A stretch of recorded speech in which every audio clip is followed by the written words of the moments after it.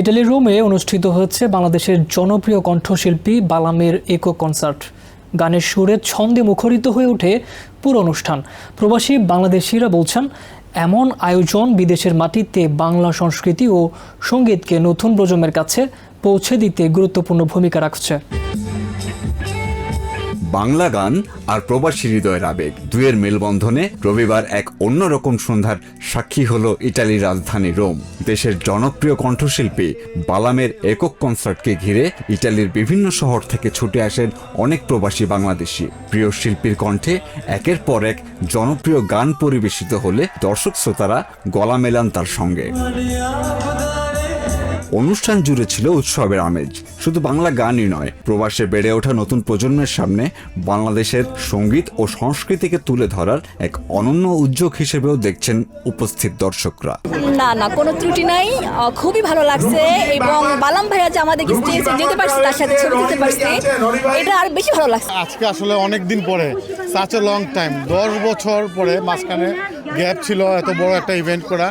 আসলে মানে যারা অর্গানাইজার এভিজেন, ওনাকে ধন্যবাদ। সুন্দর একটা অনুষ্ঠান করার জন্য আয়োজকদের অনেক অনেক ধন্যবাদ। যারা মিডিয়ার দায়িত্বে আছে তাদেরকেও অনেক ধন্যবাদ।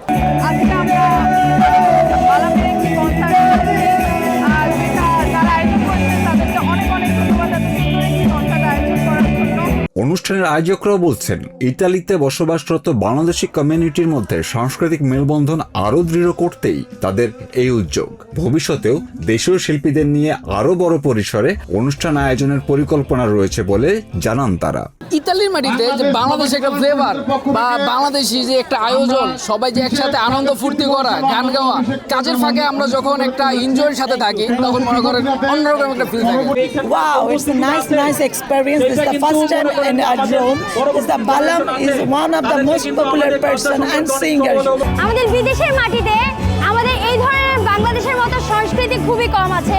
আমাদের বাচ্চারা, আমাদের ভাই বোনরা সবাই এই ধরনের সংস্কৃতির মাঝখান থেকে অনেক দূরে। আমি নাপোলি থেকে আইছি, ভালো লাগছে খুব। ঠিক আছে, ভালো লাগছে। সবাইকে অসংখ্য ধন্যবাদ যারা এই আয়োজনটা করছে, সবাইকে অসংখ্য ধন্যবাদ।